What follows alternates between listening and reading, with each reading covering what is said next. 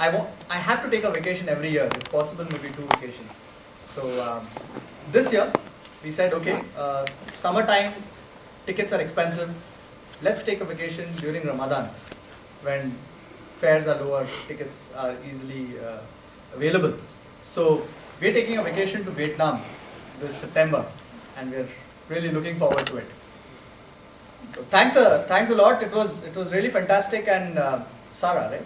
Susan, Sharon. Yes. You know, if there is one person in this room who would be overjoyed, that would be our friend Vinod.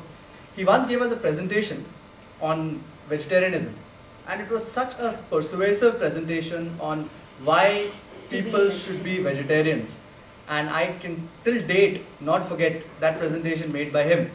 And I'm sure if it was not a formal gathering like this, he must be dancing around that he another person converted into vegetarianism.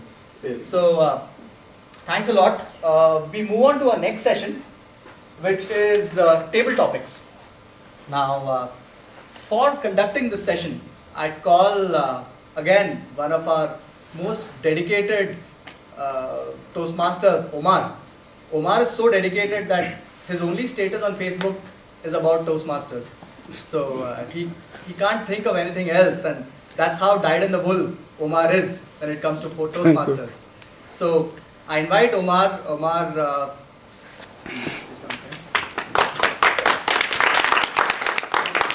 you so much.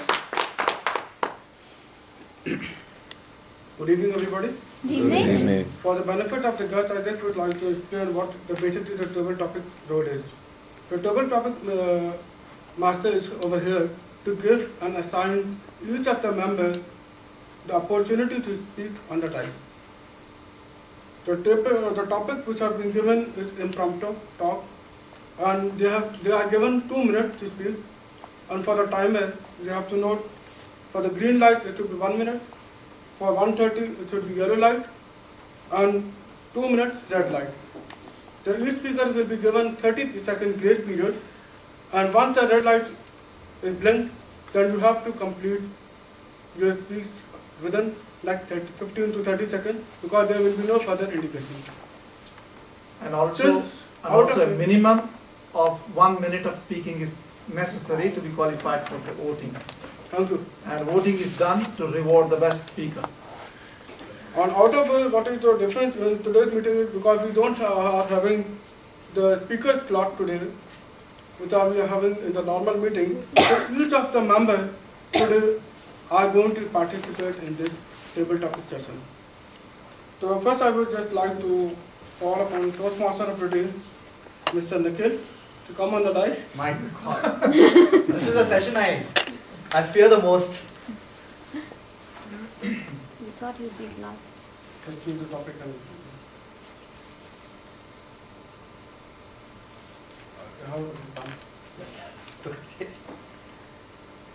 I just would like to use the topic. Where there is a will, there is a way. Where there is a will, there is a way. Please comment. Thank you so much. I think the best people to ask about this, to comment where there's a will, there's a way, are the kith and kin of Michael Jackson. There is a lot of haggling around happening for his will. So yeah, absolutely, I completely agree. Where there's a will, there's a way. It's all in the mind. And today's meeting is a manifestation of that. There was a will that we needed to do something. We needed to get everyone together. We needed to do whatever we need to do. So absolutely, we went around calling up a lot of people, trying to see whether they were available. We even spoke to other clubs, as I was saying, whether we could do joint sessions with them. Just a week back, we had done a joint session with another club because the turnout was pretty low for us and for them. So undoubtedly, where there's a will, there's a way. And I completely agree with that statement. Thank you. Now I just would like to call upon the next contestant. We will start from Ms. Omar, and one by one, so each member can come on the dais and play the role. Welcome, Ms. Omar.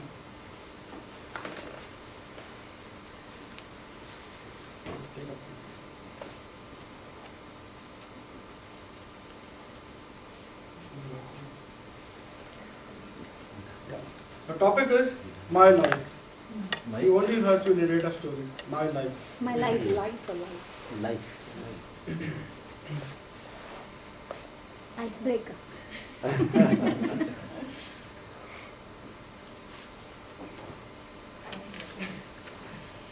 Okay, to start, I know. Start from your date of birth. Date of birth. Yeah. That I don't want to.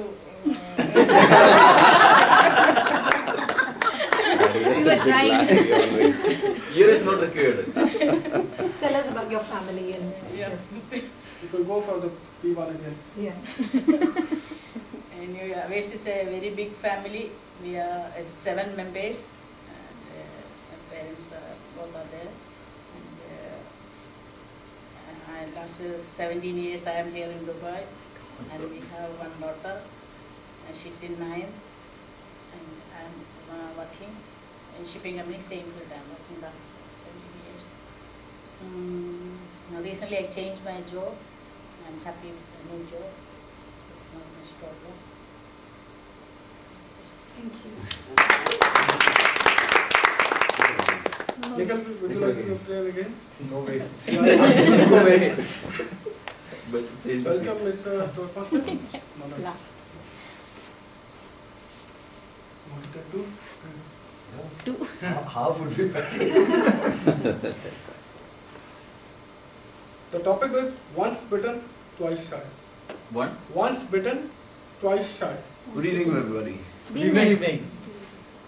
This is a phrase which we all were very close to, something very close to everybody's heart. Once bitten, twice shy. Even if you wanted to change, people around you, society, teachers, parents, neighbors, everybody will hammer it back to you, saying that, didn't that happen to you last time? Did you learn anything from it? And force us to change the course of our life. If there is something in you that wants to go and bounce back, not get prejudiced by a single incident, the world will not allow you to do it. With me particularly, after many years of being independent and being able to make my own decision, but the phase where I started to make my own decision, I was independent, I kind of went back and said, hey, this is not something I'm going to get stuck with. I need to be bitten at least 3-4 times before I become shy.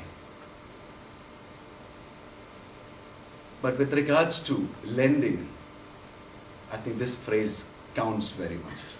If you ever lend a money to somebody and he doesn't return to you on time, one bite is good enough. So except for that, lending, when it comes to lending, I highly recommend that please do not get shy from a single bite. Over to the Toastmasters. I would like to welcome our new member who has joined. New member. I mean, yes. He'll come on the right. We consider you a member.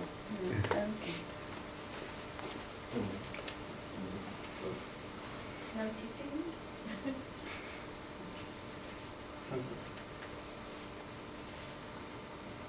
Tell us your name also. And the topic is, what is the significance of the life? What is the significance of the life? Of The life. significance of life. Okay, somebody asked my name. My name is Outtakes. Artifact. Outtakes. Artifact. Outtakes. How do you spell that? Outtefe. Easy. Okay, it's a good question, which I started to think about maybe since I was 15, 16, and every year, every month, every week, or every day, I have a new answer to it. Someday I'm very optimistic, so I think about good things. Sometimes I'm pessimistic or depressed, and I think that no, there is no meaning in life and different things. But as of today, I'm 28 years old. And to me, going through different things, what I realize is that the last thing that can be the significance of life can be defined as being kind and being helpful to the others. Because no matter what you do during your life, everything is a sort of moral, not moral, what do we call it? Deading. It's not going to last and it's not everlasting. What remains at the end of the day is that how you feel great about yourself by the things that you made and you created in the lives of the others. So to me, the significance of life is the role and the thing that you played in the lives of the others.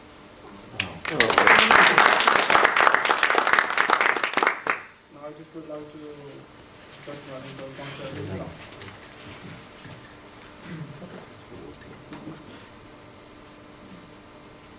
That's a long one. You're at your high school reunion. You're asked to give a toast to one of your favorite teachers who is now deceased. Okay. High school reunion, one of my favorite teachers who is now deceased. Thank you. Dear Miss Susan, I miss you so much today. You've inspired me to go beyond my boundaries. You've taught me not to be put down by people's comments, but be encouraged to prove them wrong if you do think they're wrong. You've taught me to respect my parents. You've always said, thank each and every moment of your life, because the past is gone and the future no one knows, but the present is special and it's a gift, and that's why it's called the present. Dear Miss Susan, today as I graduate from school, I join the next phase of my life with all your teachings, all the encouragement and the support you've always given me, and the moments when you've told me to not go one way or the other, but let me make my own decisions. Dear Miss Susan, thank you so much for everything you've done. You've been for me. I miss you and I'll always remember you. Now I just would like to call upon our first guest.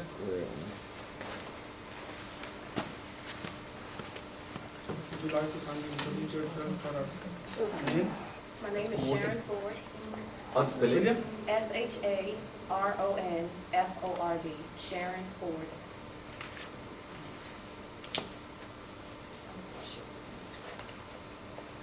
Some people say a little white lie is sometimes okay, but do you think, what do you think? Well, it's funny. I have two grandmothers. One grandmother, my father's mother, would say a lie is a lie. And you let a person know if they're not telling the truth. My mother's mother would say you can't say the word lie. We weren't allowed to say lie. We had to say a story. I don't know if you grew up that way. It was like a bad word, like a curse. So you had to say story. But like I said, my other grandmother would hear us say the word story and say, no, a lie is a lie. So I don't believe in white lies. I don't believe in, a lie is a lie. I know there are sometimes you don't tell the truth to not hurt a person's feelings, or because you don't want to get yourself in any trouble. We have our reasons for not always telling the truth, but that doesn't make it right. In your heart, you know it's wrong, and somehow you have to make it right. So I think if you're honest with yourself and honest with others, you don't have to worry about if it's a white lie or not. A lie is a lie. So would you like to come and participate in this? No.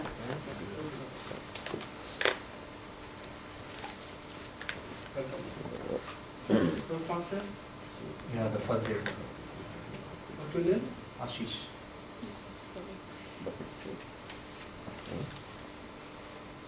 The topic is, should parents be made more responsible for the crimes their children commit?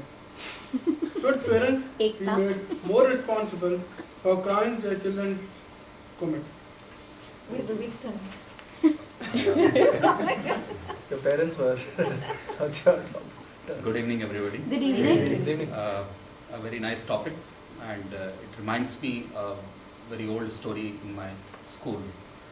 Of course, it was to a dacoit who used to do all the things what he could do, and of course he also belongs to somewhere of my place near to some. So we used to hear those things very much with some teachers and all that. That this guy, his whole life, maybe 10 years, 15 years, he would, whatever could he do, and at the end the policeman he caught him. He was taken to the court, and in the court, all judgment, everything happened, and this guy was asked when he was given a death sentence that, okay, what is your last wish? He said, I would like to call my mother. He said, okay, fine. He called his mother, and he has bitten, he has took a bite on her mother's hand. I mean, everybody was, what is this? This guy said that she was the one when I started stealing away a few things from the school and all. She has never stopped me. And these things have increased. And now I'm in such a stage that I'm giving a death sentence. I think I cannot find a better than this example. Of course, I do not want to point out, but parents, are the one who are teaching their child, and the child learns from the parents. He sees that what kid is doing, it's up to the parents when they keep an eye, and it doesn't turn out a bad person. It can turn out to be a good person. It is, the kids are really made by the parents. Thank you. Now we welcome Madam Toastmaster Atta. If you could go back in time and talk to yourself at the age of 10, what advice would you give yourself?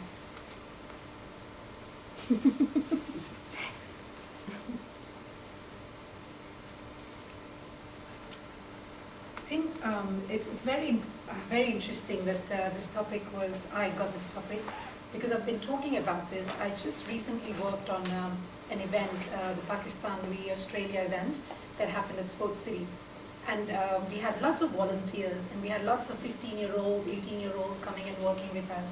And I was really surprised and taken aback with the commitment, with the professionalism, and with the maturity and the confidence that they showed. And when I look back at 10 years of age, I never had any sense of responsibility whatsoever in me. I never took anything seriously enough. I never think that even when I was 18, for that matter, that I was so matured and confident as we see the youngsters today.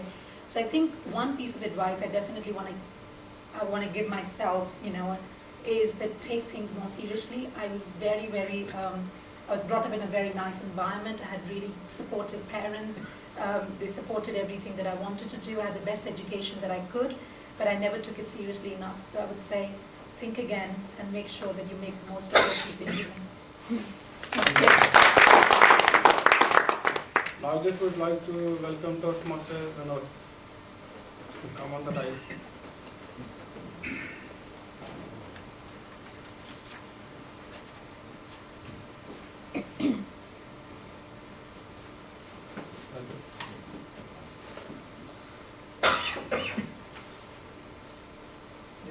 And the topic is, as you sow, so shall you reap.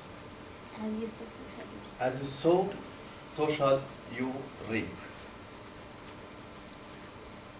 Something to do with parents one. Or you just Yeah. similar. Same thing. Similar. Similar one, no? Yeah. As well as he already told about parentship, how the parentship has to be, and I'm starting, that has to be the P1 for that topic, and let me talk about the P2 of that topic. If you're talking about the parentship, sometimes we used to get some kind of confusion. Whenever our children is become a little bit naughty, whether we need to give some kind of punishment to him or else advise him in such a way that she or he will not repeat it again. So, the thing is that if you are giving a little punishment with a small intensity, not a hard punishment, I am telling, in most of the countries, even punishing your own children is treated as a big crime. So it is not advisable. But even then, the kid has to understand why the parent or the father or mother is telling a harsh word against the thing what she or he did. And in the grooming of a child into a citizen, we have to take into so many aspects. What is the way of education we have to be given to the child? Here, the language have a lot of importance role to play. Our children has to, that is my belief, if we are talking in a language, for example, if it is our mother tongue in our home, the children is also needs to understand our mother tongue, because the mother tongue is considered as the oxygen of a child.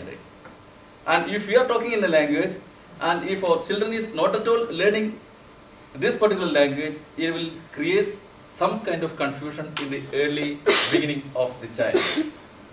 And in addition to that, for the betterment of the child, of course, he or she has to get a very good education, and we have to give prime importance to the school where he or she is studying. That's all about the topic I need to explain. Omar, for you? I would like to request Mr. Vinod to take up the role of the acting timer. So Mr. William can get the opportunity to come on the dice. Nobody is fair. That's the beauty of the small meeting. Right? It's the stage time and the air time, is it? Omar has awarded himself immunity, it seems. We have a Omar's topic. next. I think you should also given the opportunity to choose. Choose. Oh. Opportunity, I really appreciate it. Okay, this is good. Empty vessels make the most noise.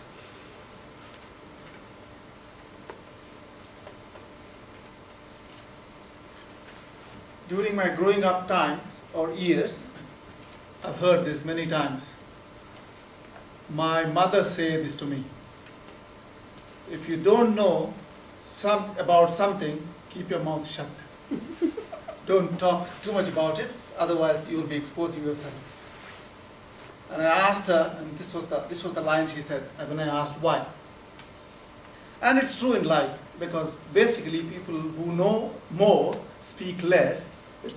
I think it's the irony of life, isn't it? The ones who know little, they actually speak more. And I think there are hundreds of examples. And basically I agree with this line, with this statement, which is so very true in life. And probably the only explanation in my little wisdom I can think of why it does happen is sheer ignorance and wanting to take a little more credit, which is not really due, but it's making best use of the stage time or the air time or the opportunity presented, so that I get some attention, and probably from there I can grow on to, or maybe establish myself, or my presence felt, a variety of reasons. But this is very, very true in life. Omar, I have a topic for you. Okay. I just would like Don't to hand let over him- the Omar, I have a topic for you. It's Toastmasters, table topics. I'm serious. Omar, yes, I think One topic for you. you should One not have topic. Nobody is one fair. topic for you. Okay. Your topic is barking dogs don't bite. Barking dog. Barking dogs don't bite. It's a phrase. That's your topic. Yes, I agree to this topic. Since 3rd March 2007, when I got married. Really, I ready to agree it because 10 years back to 3rd March 2007, since when I was in matric, I was struggling and dying hard to marry, and I was like really barking to my father, I want to marry, I want to marry, I want to marry. Now I understand, after my marriage, that really, that is not the thing, the barking dog can really bite because they can do nothing in front of the boss number 2. Whatever they say, we have to accept it. And that is the secret of the peaceful and happy married life. But again, there is some narrow escape and there is a blessing on us. I say Toastmasters. Thank you very much. To give me a 1 weekend out of my house. Thank you very much, Toastmasters.